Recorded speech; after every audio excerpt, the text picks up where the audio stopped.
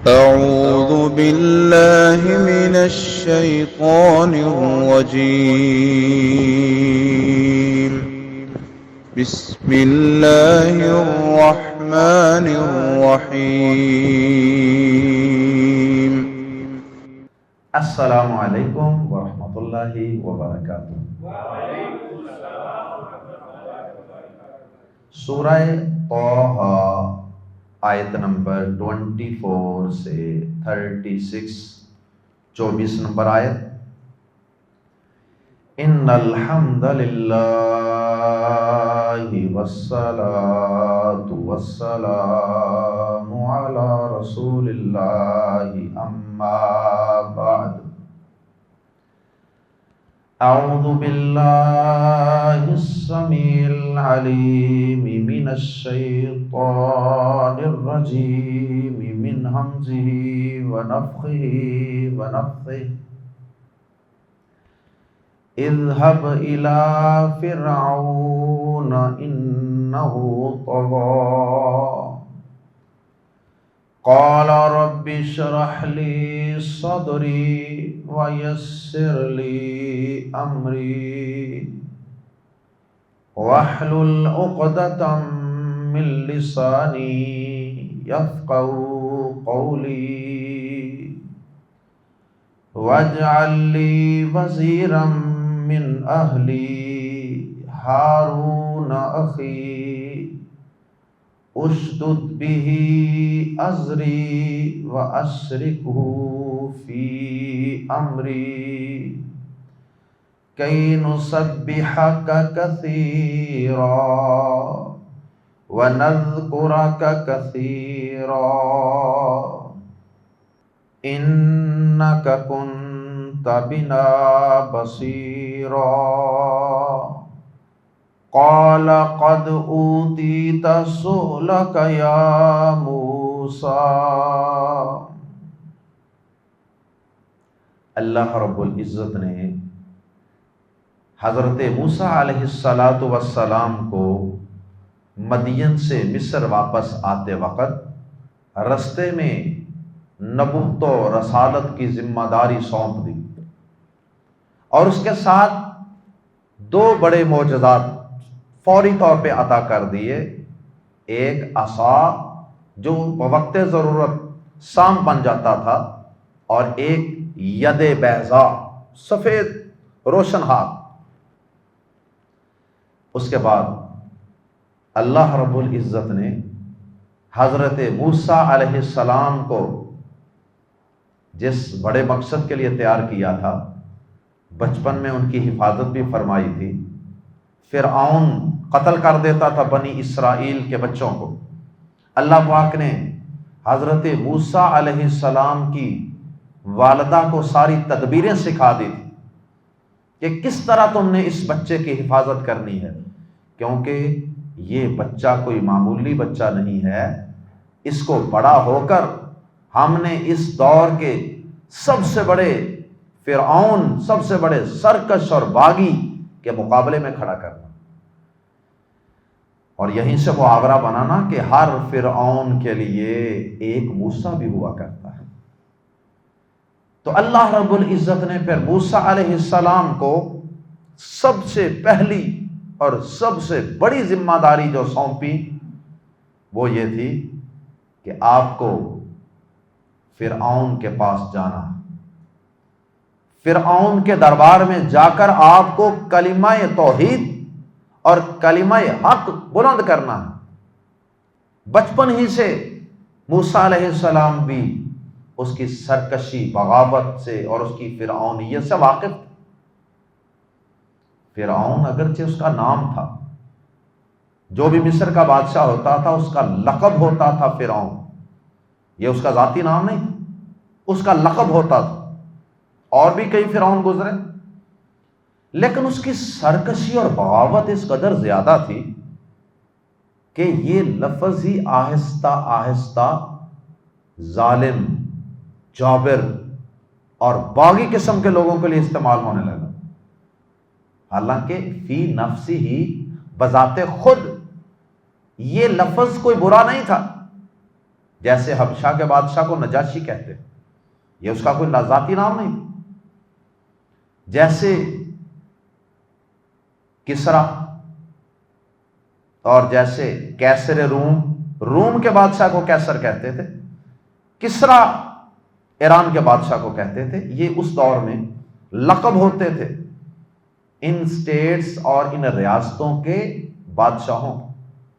تو بہرحال یہ فرعون بھی ایک لقب تھا، مصر کے بادشاہ کا ہوا کرتا تھا، لیکن یہ والا فرعون جو موسیٰ علیہ السلام کے دور میں آیا، یہ اتنا جابر تھا، اتنا ظالم تھا اور اتنا سرکش اور باغی تھا کہ اس نے سورہ ذاریات کے اندر ذکر ہے کہ اس نے کیا کہا تھا، انا ربکم الاعلی، میں تمہارا بہت بلند و بالا رب ہوں۔ تو اللہ رب العزت نے اس کی رسی دراز کی ہوئی تھی ایک خاص وقت تک کے لیے، اللہ اکبر۔ اور پھر اس نے مزید ظلم یہ کیا ہوا تھا کہ بنی اسرائیل کو اس نے غلام بنایا ہوا، وہ نبیوں کی اولاد، بنی اسرائیل یعقوب علیہ السلام کی نسل کو کہتے ہیں۔ تو بنی اسرائیل کو اگرچہ اس کے اندر ان کی بھی بہت سی غلطیاں کوتاہیاں تھیں، جہاد کو چھوڑ دیا اور اس کے بعد دنیا اور دنیا کی محبت میں کھو گئے، انبیاء کرام کے رستے پہ قائم نہ رہے، تو اللہ پاک نے پھر آہستہ آہستہ ان کو فرعون جیسے ظالم کی غلامی میں دے دیا۔ اور پھر یہ چھوٹا ظلم تھا کہ کوئی بچہ پیدا ہی نہیں ہونے دینا، پیدا ہو گیا تو جوان نہیں ہونے دینا، اور وہ بچوں کو بڑی بے دردی سے قتل کروا دیتا تھا۔ بہرحال اللہ رب العزت نے حضرت موسیٰ علیہ السلام کو کہا کہ اے موسیٰ، اب تیاری کر لیں، اب فرعون کے دربار میں آپ کو جانا ہے، اور وہاں جا کر آپ نے علی الاعلان اس کے جھوٹے رب ہونے کے دعووں کو آپ نے غلط کہنا ہے اور اپنے سچے رب کا تعارف کروانا ہے، اور لوگوں کو بندوں کی غلامی سے نکال کر ایک رب کی غلامی میں دینا ہے۔ حضرت موسیٰ علیہ السلام اللہ تعالیٰ کے حکم سے انکار تو نہیں کر سکتے تھے، لیکن بہرحال جو تحفظات تھے، جو ان کو ایک فطری طور پہ ایک انسان اور بشر ہونے کی وجہ سے جو انسان میں کچھ کمزوریاں ہوتی ہیں، وہ موسیٰ علیہ السلام نے اللہ پاک کے سامنے دعا کی شکل میں رکھ دی۔ یہ بھی موسیٰ علیہ السلام کا ادب تھا نا، اللہ پاک کا ادب تھا، یہ نہیں کہا کہ یہ مسئلے ہیں میں نے نہیں جانا، بلکہ یہ کہا کہ یا اللہ کام تو بڑا مشکل ہے، ڈر تو لگتا ہے، ظالم تو بڑا ہے، لیکن یا اللہ تیرا حکم ہے تو میں حاضر ہوں، لیکن یا اللہ مجھے اس حوالے سے تیری کچھ مدد کی ضرورت۔ ایک تو اے میرے رب، میری زبان میں تھوڑی سی لکنت ہے، یا یوں کہہ لیجئے کہ میری زبان میں اتنی فصاحت و بلاغت نہیں ہے، روانگی نہیں ہے۔ یہ زبان کی روانگی بھی اللہ پاک کی عطا ہوتی ہے، کسی کو اللہ نے کم دی ہے، کسی کو زیادہ دی ہے۔ کچھ لوگ بڑی روانگی سے گفتگو کر لیتے ہیں اور کچھ لوگ اڑ جاتے ہیں، رک جاتے ہیں۔ تقریر کا بھی، اسپیچ کا بھی یہی معاملہ ہے، کچھ لوگ دعا دار تقریر کرتے ہیں اور کچھ لوگ جو ہیں ان سے دعا دار تقریر نہیں ہوتی۔ تو بہرحال حضرت موسیٰ علیہ السلام نے کہا یا اللہ دو بڑے مسئلے ہیں، ایک تو یہ کہ میری زبان کی جو گرہ ہے، جو لکنت سی ہے، جو اس میں روانگی کم ہے، اس کو ذرا کھول دے۔ اللہ اکبر۔ بعض لوگوں نے یہاں یہ بھی کہا کہ جی مشہور ہے بات کہ بچپن میں موسیٰ علیہ السلام نے زبان پر کوئی انگارہ رکھ لیا تھا، لیکن یہ بات کسی صحیح حدیث سے ثابت نہیں ہے۔ کچھ باتیں نا اسرائیلی روایات ہوتی ہیں، بنی اسرائیل سے روایتیں آئی ہوتی ہیں، تو ان روایات کے متعلق پیارے نبی صلی اللہ علیہ وسلم کا فرمان ہے کہ نہ انہیں سچا کہو نہ جھوٹا کہو، خاموش، ہمیں نہیں پتا وہ صحیح بات ہے کہ غلط، اس لیے وہ اوتھینٹک دلیل نہیں ہوا کرتی۔ تو یہ جو بچپن میں ان کے زبان پر انگارہ رکھنے والی بات ہے نا، یہ اسرائیلی روایات ہیں، پیارے نبی صلی اللہ علیہ وسلم سے کوئی ایسی صحیح حدیث نہیں، یہ فطری طور پہ ہی کچھ ایسا ہوگا۔ اللہ اکبر۔ تو ایک تو یا اللہ میری زبان کی جو گرہ ہے نا، وہ جو گنجل سا ہے، وہ جو روانگی کم ہے، فصاحت و بلاغت کم ہے میری سپیچ میں، میری گفتگو میں، میری تقریر میں، اس کو ذرا کھول دے۔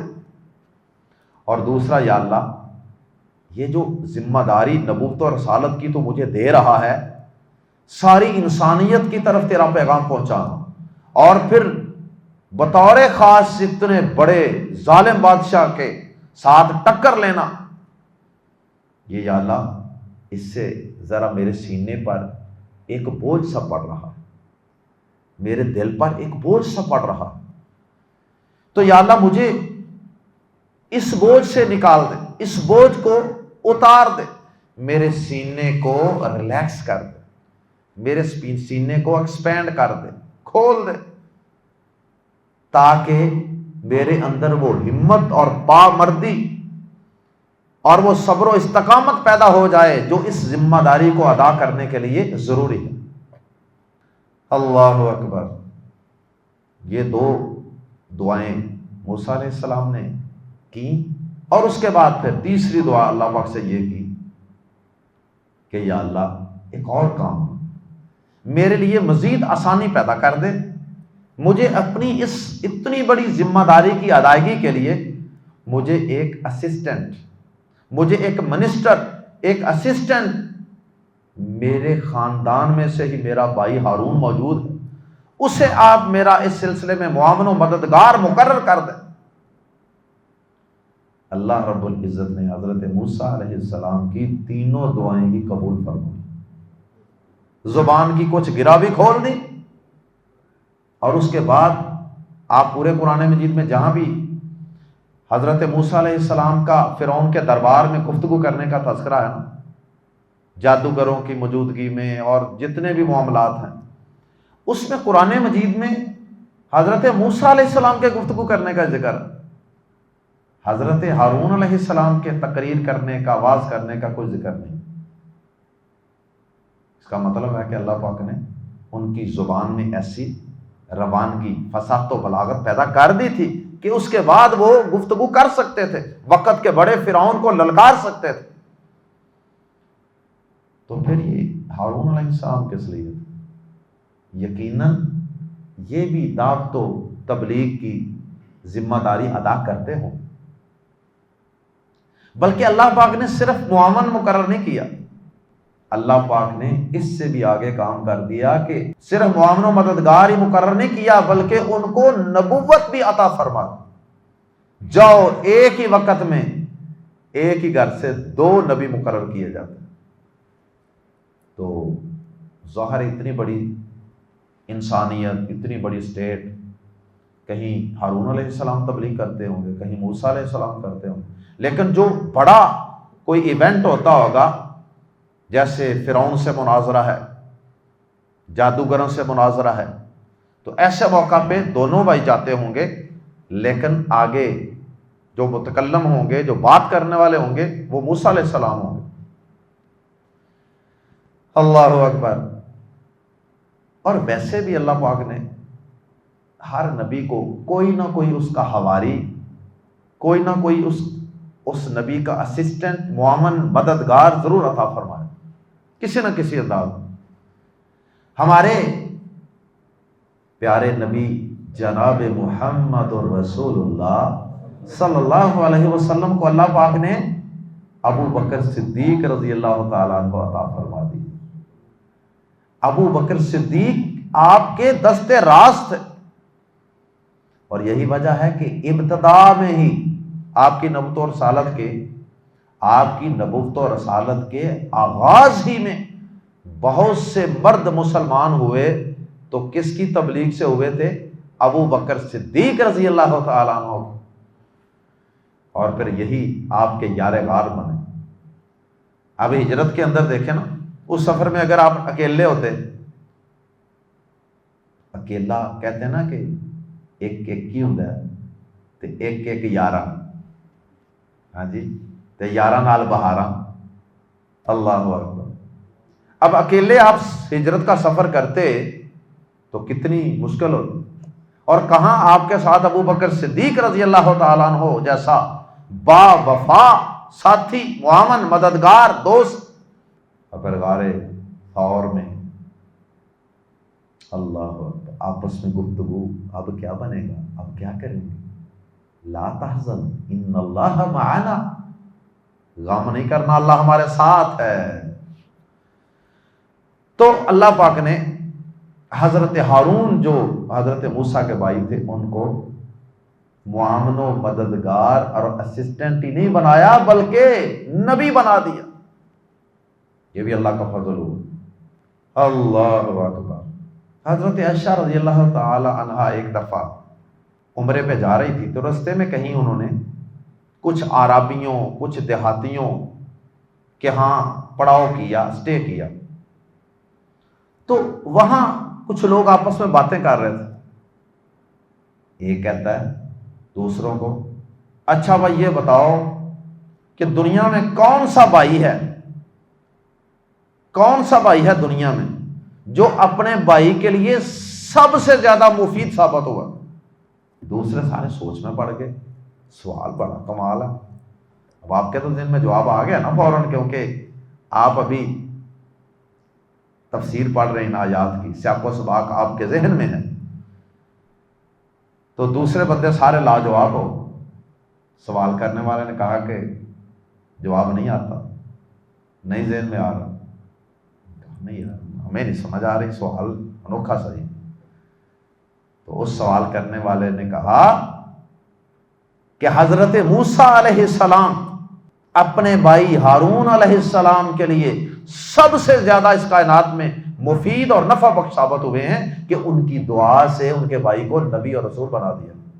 آئیے قرآن مجید کے الفاظ میں پڑھتے ہیں، اذهب جا، گو، الی فرعون، فرعون کی طرف، اذهب الی فرعون، جا فرعون کی طرف۔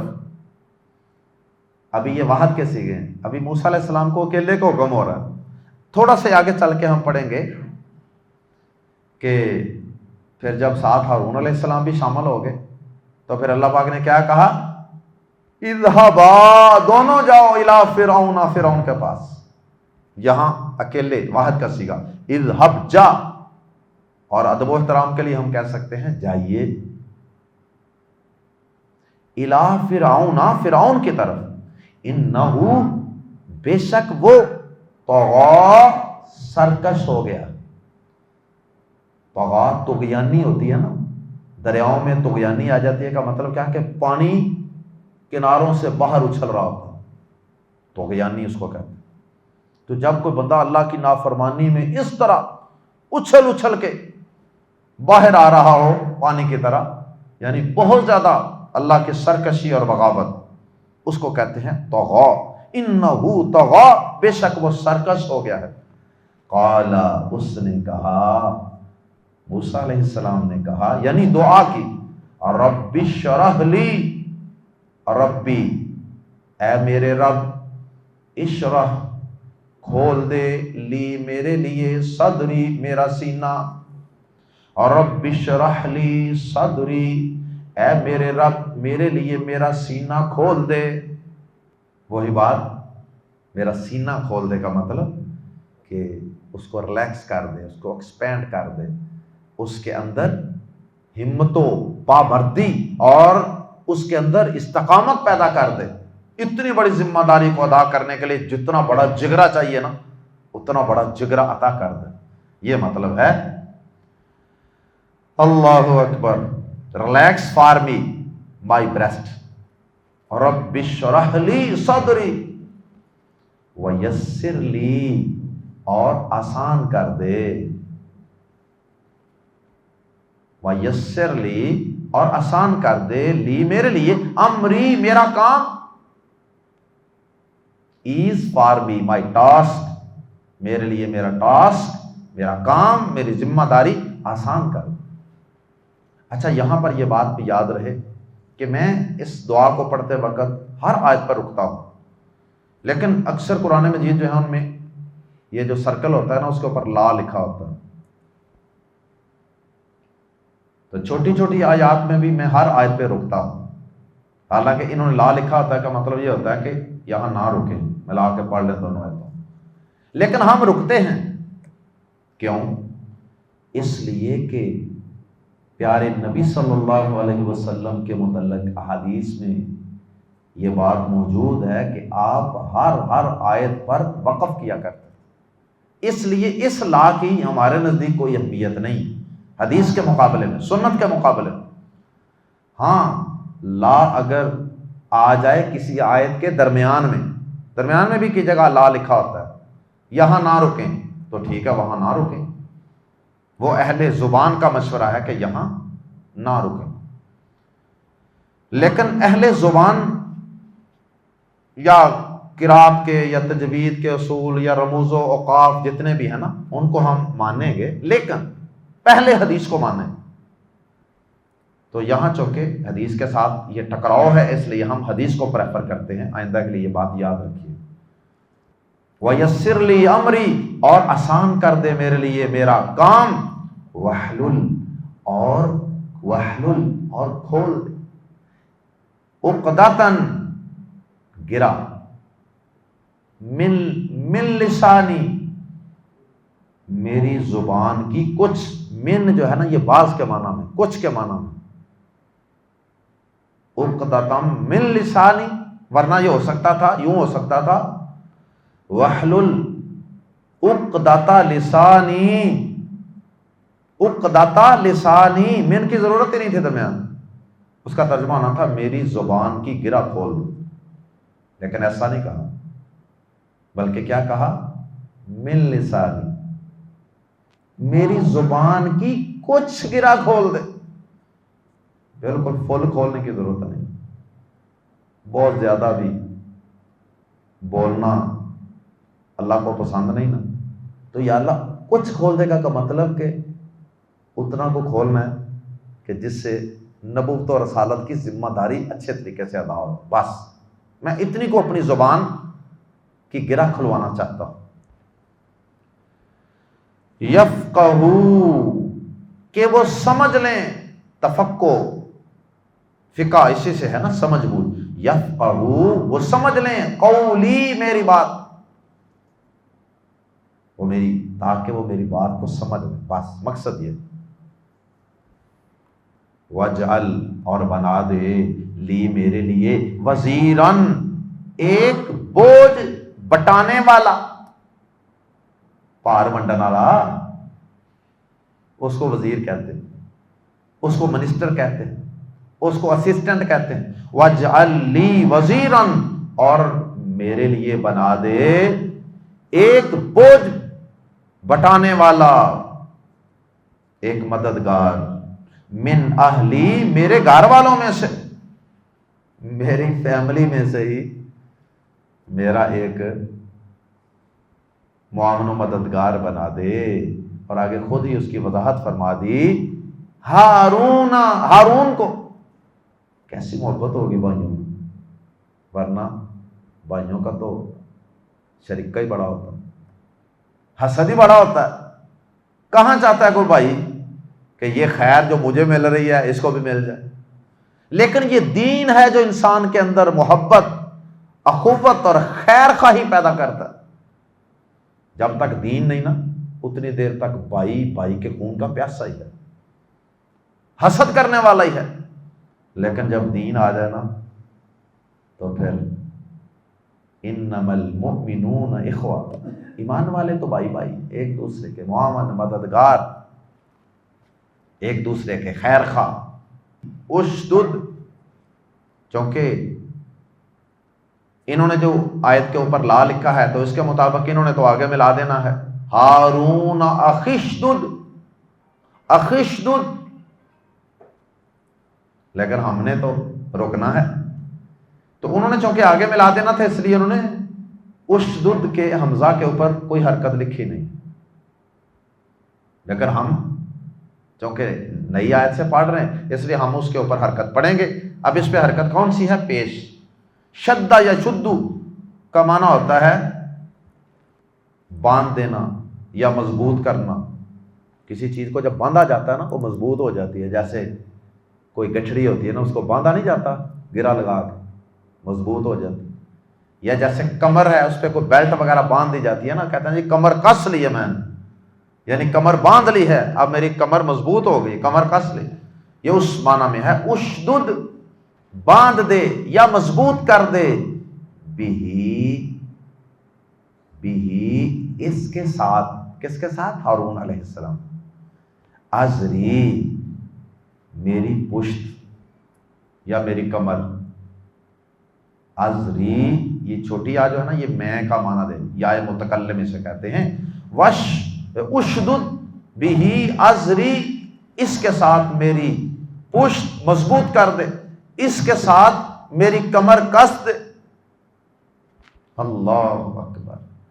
وَأَشْرِكْهُ اور شریک کر دے اس کو، فی امری میرے کام میں، نبوت اور رسالت کے، دعوت و تبلیغ کے ٹاسک میں اس کو میرا شریک کر دے. کئی تاکہ نسبحہ ہم تسبیح کریں، کا تیری کثیرہ بہت زیادہ، تاکہ ہم دونوں تیری بہت تسبیح کریں. کیونکہ تو نے یا اللہ مجھے بھی اتنی بڑی ذمہ داری اور اتنا بڑا سٹیٹس اور مقام اور عزت عطا فرمائی، اور میرے بھائی کو بھی کر دی. تو ایک ہی خاندان میں دو بندوں کو تو نے یا اللہ اس عظیم کام کے لیے چن لیا.